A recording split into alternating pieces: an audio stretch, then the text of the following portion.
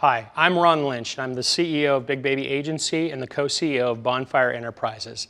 I've been in direct response and in customer acquisition for over 25 years. I've sold about $4 billion worth of merchandise, and I'm one of the folks that was behind the GoPro camera in launching it, coming up with a strategy and the marketing for that. The information I'm going to give you in the next few minutes is absolutely pivotal and critical for your business.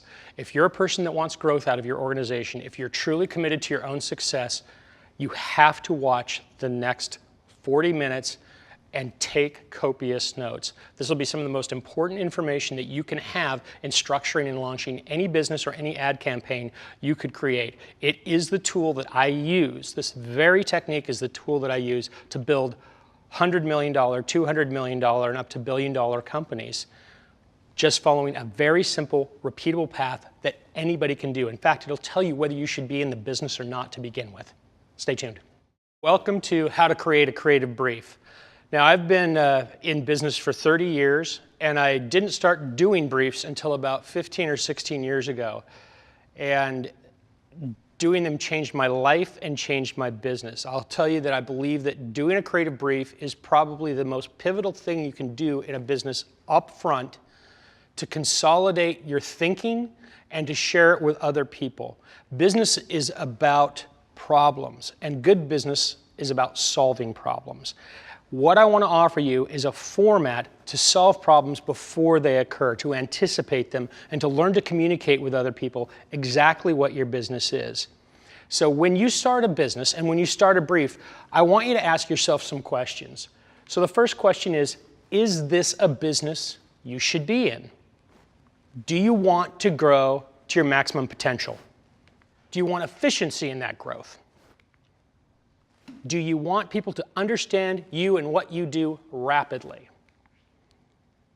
Will you need others' help along the way?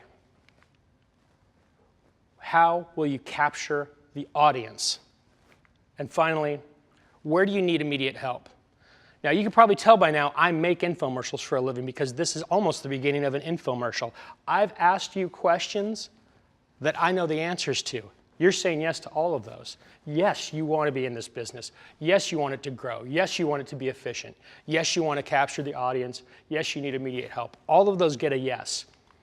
Now, why do I use this? The brief process evaluates the validity of the business, just like a business plan does. In fact, this is very similar to a business plan. In most organizations, you have a bunch of financial data and market data that starts the business plan. The difference between this and a business plan is this is a measure from the audience backwards to you in a communication style. It determines whether you actually can sell to an audience. So in my estimation, this is more important in many ways than a business plan. I'd do this before I spent the money and the time on a business plan. The brief process puts the business in a framework. You'll see in the next few minutes exactly how to build out around the idea of your business and how to communicate and strategize for yourself and for the people around you. And the brief is a teaching toolbox. If you have all of your thinking, your creative, and your strategy, your audience ideas, metrics, offers, even creative executions in one place, you save so much time.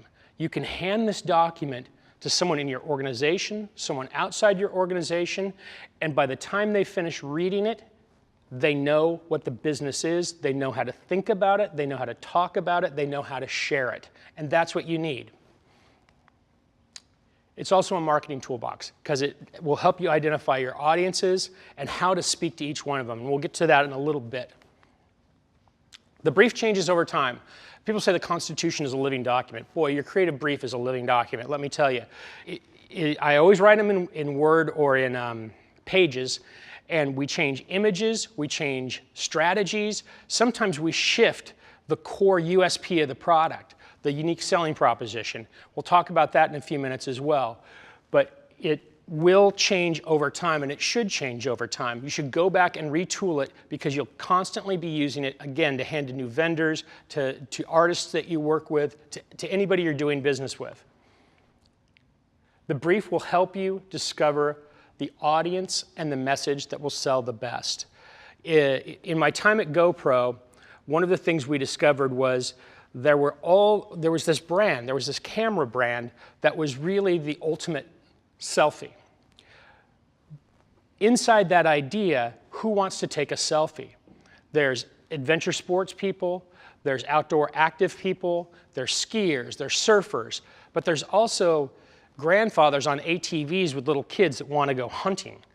There's a variety of people that utilized that product, and the brief allowed us to identify the order of the marketing message to hit each one of those verticals with. You may not have the time with the customer to tell them all of the benefits and all of the features of the products. But if you utilize a brief properly, you'll know the 3 key components to tell each consumer vertical, and those 3 will change between verticals. In fact, their benefits might change between verticals. And that's an important distinction to make so that your ads are the most responsive, your creatives work, and you get the most customers, and at the same time your brand message stays cohesive as they bump into you from one channel to another. You know, GoPro ran on 40 or 50 different networks over time, and there were different creatives and different styles that went to each one of those stations. Finally, the brief is intensive up front, but it saves you so many hours and mistakes later. Imagine if when you walked into your business on day one, every time you acquired a new employee, every time you acquired a new vendor, you could have them within an hour understanding exactly what the business was, exactly how you talked about it, exactly who you sold it to, exactly what your offerings were, and exactly where your media was distributed. That's a pretty powerful tool to get onboarding of new people and to get cohesive, fast work. It also gives you a pivot point when you need to change. You can go in and change the creative brief and redistribute it and say, hey, look at this or look at that, and get a real pivot in the company without hours and hours of meeting. And it also gives people accountability. You can refer back to it and say, hey, look on page 3, you know that it's there, why didn't you do it this way? So I'm going to ask you to probably pause right now and copy all of the information that's on this particular slide into a Word document or onto your tablet, however you take notes right now. Because this is the outline of a creative brief. It's also the outline of the presentation. I'll be hitting each one of these topics. So I'll give you a second to pause and go ahead and fill this out. And in the next segment, we'll start working on filling this out and what each one of these means.